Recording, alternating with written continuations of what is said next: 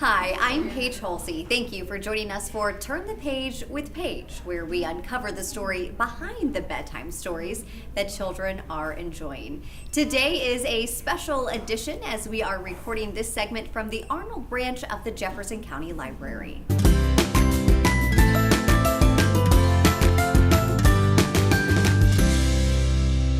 Today we are joined by Jess Townes, the author of Sometimes I Cry, which was just released. Jess, congratulations on your new book. It is beautiful. How has the release been? Thanks, Paige. It's been a great week. I got an opportunity to tour some independent bookstores on Tuesday and sign books around the St. Louis area. So you can now find signed copies at Main Street Books in St. Charles, Subterranean Books on Del Mar, the Left Bank Books in Central West End, and the Novel Neighbor in Webster Groves. Let's talk about the story. What is the book about? So Sometimes I Cry is an exploration and sort of an honoring of all of the different moments that bring us to tears in our lives. We follow one boy throughout the book, and we see different moments in his life, times where he's scared, a moment when he's bullied, a time when him and his dad are laughing so hard that they cry. We see grief, and we see overwhelming love. And it's a story about how that's a perfectly normal human experience to have, crying, and how it helps our body regulate our emotions and be at balance and at peace in the world. But I want to clarify, it's not a sad book. As you said, there are many times that we cry with joy or because of other feelings. Yes, it's not a sad book, though there are sad moments in the book. Why did you want to write the book? What was your inspiration? Well, I'm a big crier myself. It doesn't take much for me to cry.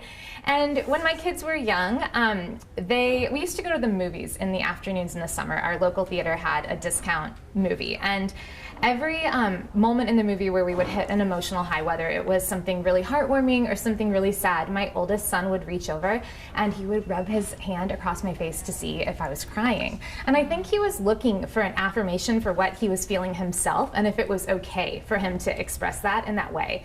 And I noticed as a parent that our society doesn't treat crying in boys the same that it treats crying in girls. And I think our world would be a healthier place if boys also knew that we're all born with tear ducts and crying is normal for everyone, and learn how to kind of express all of their emotions and have access to all of their emotions. So that was important to me. It's okay to feel your feelings. It's okay to feel all of your feelings. As a fellow boy mom, that story about your son touching your face, that's so touching to me. Yeah.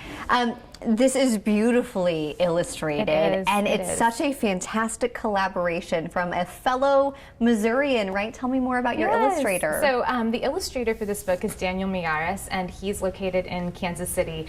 I think he's an outstanding artist, and I was so grateful to be paired with him on this project. And it is a really fun coincidence that it ended up being a Missouri team, a Missouri-made book. You talked about this already a bit, but is there another takeaway that you want kids or also their parents to walk away from this story with?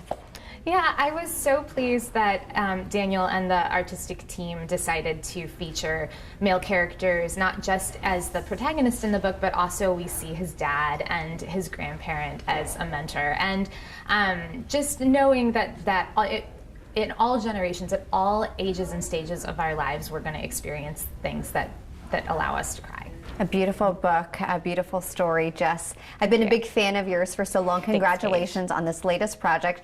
You have so many other great books that I would love to showcase as well. Spellbound is very popular as well for our viewers who haven't gotten to experience this one yet. Tell them a little bit about Spellbound. Sure, this was my debut picture book, and this one was born from my time as a birth doula in the St. Louis region and getting to help families welcome new babies into their lives. And it's a new sibling story. It's about a young girl who is obsessed with magic. She believes that she is magical herself, and when her baby brother is born, she becomes concerned that maybe he's an actual wizard because everybody has fallen under his spell, and so she sets out to protect herself from being taken in by his charms, but of course ultimately she is. So it's a story about love as magic and how the way that it expands when we welcome new people into our lives. Very fun. Another one that I think was a favorite among the meteorologists at KMOV. I think you also brought your other recent release, really, if you want to pull that. This is Groundhog Gets It Wrong. This came out earlier this year, and this is a story of a groundhog who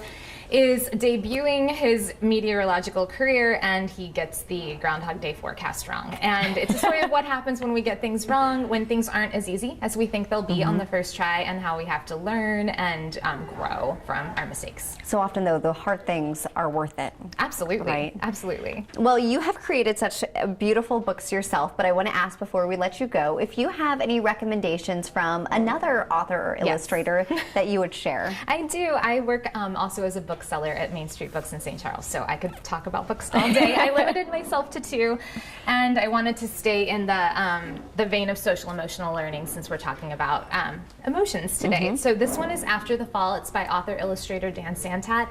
This is the story of Humpty Dumpty, which we all know, but this starts after he falls off the wall, and the kind of anxiety and fear he has about climbing back up that wall again, and the journey he goes through to be able to face those fears. It has a surprise twist ending that made me gasp out loud the first time that I read it. I'm intrigued. I absolutely love this book. I'm thinking about my son falling off a bike or a scooter or something. What do you do after that fall? Yeah, and how do you get back up and ride that bike again? Yeah. Did you have another recommendation I as do. well? This one is called The Rabbit Listened, and this is author illustrator Corey Deerfield, and this is a really beautiful book about sitting with somebody in their pain and not trying to fix it or make it better, but just the gift of our presence. Listening. Yeah, that is a gift. Well, Jess, it was a gift to have you here today. Thank you for having me. Thank you so much, and congratulations again on Sometimes I Cry. Thank you.